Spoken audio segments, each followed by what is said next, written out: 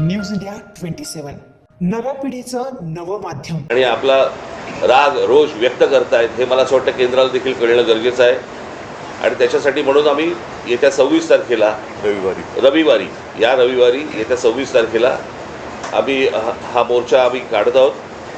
हा मोर्चा निघेल शिवाजी पार्क शिवतीर्थावरून हा निघेल आणि हा मोर्चा जाईल सिद्धिविनायकाच्या इकडे। तिथे जाऊन आम्ही देवाला साकडं घालणार आहोत की या सरकारला सुबुद्धी देव आणि याच्यासाठी म्हणून तिकडे आम्ही त्याची सांगता करणार आहोत। आणि हा आत्ताचा आमचा कार्यक्रम आहे। मला असं वाटतं पुढे मी कालच दिल्लीला जाऊन आलो, माझ्या आधी अमित पण जाऊन आला। आपल्या माध्यमातून ही दृश्य संपूर्ण जग पाहत आहे। एक गोष्ट नक्की की हा विषय केवळ नीटच्या परीक्षेपुरता मर्यादित नाही आहे। कारण ज्या वेळेला मी गेलो, माझ्यासोबत संजय राऊत होते, अनिल देसाई, अरविंद सावंत ही सुद्धा मंडळी होती, खासदार होते। आणि त्या गर्दीमध्ये एक व्यक्ती राजा तिकडे संजयला असं भेटला की त्यांनी विचारलं की आप कहाँ से आए हो। संजयने विचारलं, तो मैं बिहार से आया हूँ लेकिन मैं हूँ तो मध्य प्रदेश का। तर तो काय विद्यार्थी वाटत नव्हता, पण मध्यमवयीन तरुण होता।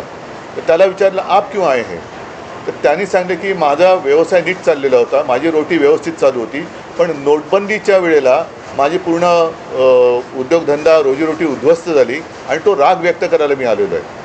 म्हणजे हे एक निमित्त झाले असं म्हणा पाहिजे तर, परंतु हा गेल्या काही वर्षातला राग हा आता उफाळून वरती आलेला आहे। दुर्दैवाने आज मी वृत्तपत्रात वाचलं आणि कालच आपल्या माध्यमातून मी बघितलं की न्यायमूर्तींना किंवा न्यायालयाला या प्रकरणाकडे लक्ष द्यायला वेळ नाही असं ते म्हणाले।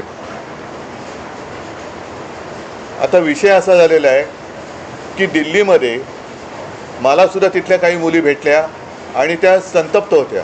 त्या सांगत होत्या की आमचे कपडे फाडले गेले, वाटेल तसं मारलं गेलं, काही ठिकाणी तर लाठ्या काठ्यांना खिळे लावून, गजलेले खिळे लावून मारलं गेलं, डोकी फोडली गेली।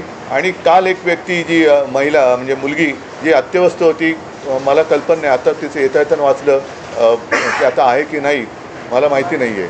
तर एक असे अत्याचार वाढत चाललेले आहेत। न्यायालयाला कबूतरं, कुत्रे यांच्याकडे लक्ष द्यायला वेळ आहे, पण कॉक्रोचकडे लक्ष द्यायला वेळ नाही, हे दुर्भाग्य आहे। आणि देशाची परिस्थिती आता अशी झाली का, आणि न्यायालयाची परिस्थितीसुद्धा अशी धृतराष्ट्रासारखी झाली का। म्हणजे द्रौपदीने धृतराष्ट्राकडे न्याय मागण्यासारखं झालेलं आहे आता। मधल्या काळामध्ये चंद्रचूड यांनी न्यायालयाच्या न्यायदेवतेच्या डोळ्यावरची पट्टी काढली होती, ती न्यायदेवतेने परत पट्टी बांधली आहे का आणि कशासाठी बांधलेली आहे। हे एकूणच जे चाललेलं आहे हे सरकार आता कोणाला आपलं वाटतं असं दिसत नाही आहे। कारण मी ज्या वेळेला तिथे पोचलो तेव्हा जसं आत्ता राज म्हणाला की आता विषय केवळ धर्मेंद्र प्रधान यांच्या राजीनाम्यापुरता नाही, तर ह्या मुलांना, या विद्यार्थ्यांना आता हे सरकार नकोसं झालेलं आहे। हेच विद्यार्थी होते, हीच मुलं होती ज्यांनी अच्छे दिन याची अपेक्षा करत ह्या सरकारला निवडून आणलं होतं, पण हे सरकार निर्दयीपणाने वागतंय।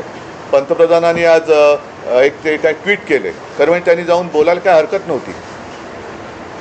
म्हणजे याच्यामध्ये कमीपणा बाळगण्याचं काही कारण नाही आहे। आपली मुलं आहेत, आपली जनता आहे, यांच्याबरोबर चर्चा करायला कमीपणा वाटण्याची गरज नाही आहे। पहिल्या दिवशी जर का सरकारने यांच्याबरोबर चर्चेचे दरवाजे उघडले असते किंवा पहिल्या दिवशी जर का यांना बोलवलं असतं तर ही इथपर्यंत वेळ वाढली नसती, एवढी हे आंदोलन ताणलं गेलं नसतं।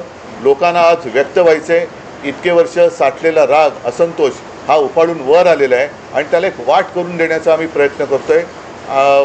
ही वाट करून देत असताना सर्वांना सांगतो की कोणीही, कारण बरेच जणं या असंतोषाच्या ठिणगीला वेगळं वळण लावण्याचा प्रयत्न करत आहेत।